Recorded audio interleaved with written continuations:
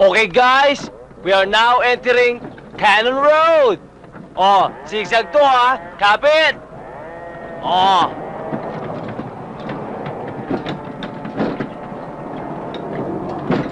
Ay! Cannon Road? O di, nasa Baguio na tayo? Oh? Oo nga. Bakit parang hindi yata malamig? Ay, Palamig na nga eh. Palamig na nga eh. hindi pa eh. Maya-maya. Oo nga. Naku, oo nga, malamig na nga. Naku, kailangan ko na magsuot ng jacket. Ginamit pa naman ako. Baka magkasakit ako. Jo? Jo? Oh, kwento mo naman sa akin kung ano yung nakikita mo sa paligid natin. Sa paligid natin? Marami ako nakikitang mountains, at saka sa left, at saka sa right, may nakita. Ano pa? Bangin, at saka mga pine trees. Bango, grabe. Oh, pine trees. Ba't parang wala akong naaamoy na pine trees? Eh, di ba may amoy yun? Di ba? Wala pa ba? Wala eh.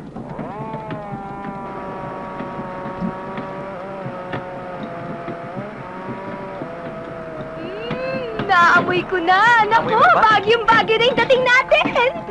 Exciting! Oy! Ay! Oy, Bin!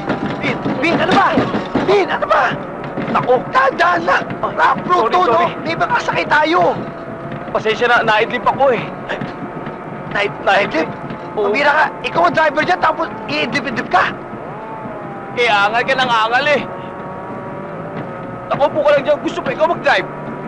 Ano na? Gusto Kumita mo? ka ng ganyan! Akin na! Oh! Ay! Ano, bakit? Hoy, sandali! Ano ba nangyayari? George! Si Bin, nahulog sa bangin. Ano? Pero nakabalik na, yan na. Kung baka 10% correct ka dyan, kahit na 8% lang, substitute teacher ka na. Nako, sir. Nakagsaya ka lang ng panahon dyan. Hoy, huwag ka mag-antipatiko dyan, ha? Yes, sir. Bantayan mo siya. Yes, sir. Yes, sir. Hoy. Hindi ba alam na bawal manigarilyo dito? Ay, sorry, sir. Doon ka sa labas. Sa pinto. Yes, sir. At bantayan mo siya, huwag mo payagan na lumabas, ha? Ay, yes, sir. Buli-buli, I'll be back in 30 minutes. Kailangan, tapos na yan.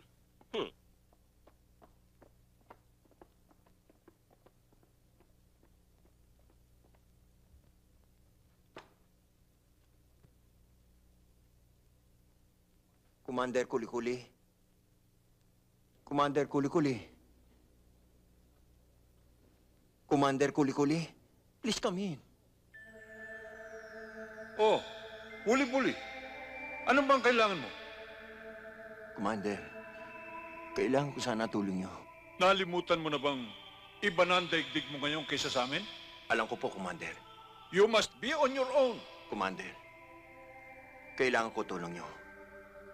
Bigyan niyo ako ng pansamantalang karunungan para ma-qualify bilang substitute teacher. Hindi ka pa ba kontento sa kinikita mo? Hindi po eh. Dahil sa mahal ng bilihin. Lalo na sa pagtaas ng gasolina. Kaya kung maaari, Commander, bigyan niyo ako ng karunungan para namang umasenso ang buhay ko nang lumaki-laki ang kita ko. Please. Bueno.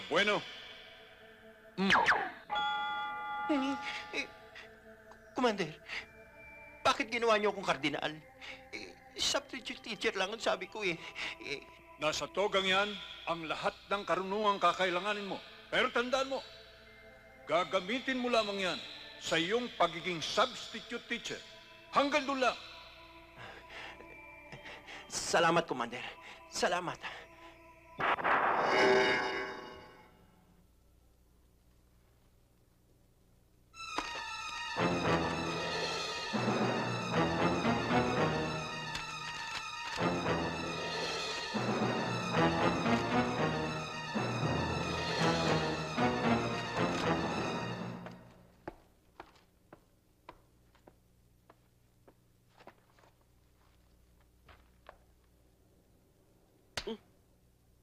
Buli-buli! Ba't ganyan ang ayos mo? Saan mo nakuha yung costume na yan? This is the costume of knowledge. Huh? But this is not important. the most important thing is I answer all the rules and regulation of your questions. Let's see. You need only 10% of my answers. Your 10% is only the excess of my answers. That is 110%. Unbelievable. Wow! Tanggap ka na bilang substitute teacher.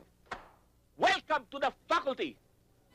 Eh, ito hong anak niyo medyo nasasabi to sa gang sa eskwelahan na kung tawagin namin teacher's enemy number 1. Teacher's enemy number 1? Oo. Walang yaka. Nung nag-aaral ako, teacher's pet ako.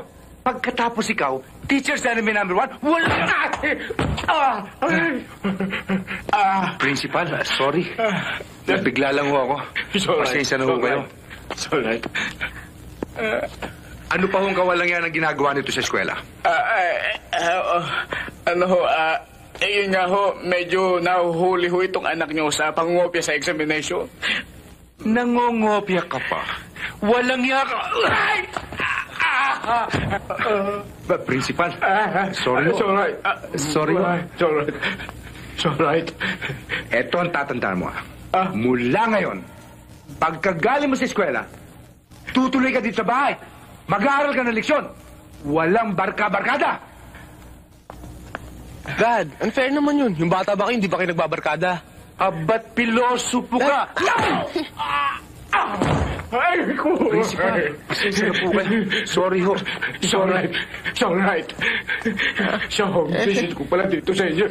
Matidisgrasya ako. Disgrasya? Totoo yan sinasabi ninyo. Alam mo nyo, ang disgrasya, kahit kanino, bigla na lamang nangyayari. Eh nga ho, nangyari na eh. Pero merong remedyo dyan. Hindi nyo na itatanong eh. Insurance agent ho ako. Dad, kailangan niyo pa ba ako dito? Hindi na. Sige, bumarkada ka na. Meron akong kliyente rito. Thank you. Alam mo nyo yung bagay sa inyo? Yung tinatawag na double indemnity. Double indemnity? Okay ho ba yun? Abay, okay yun. Pag namatay ka, doble ang bayad. Na makukuha ko? Ng pamilya mo. Doble nga. Patay na ako.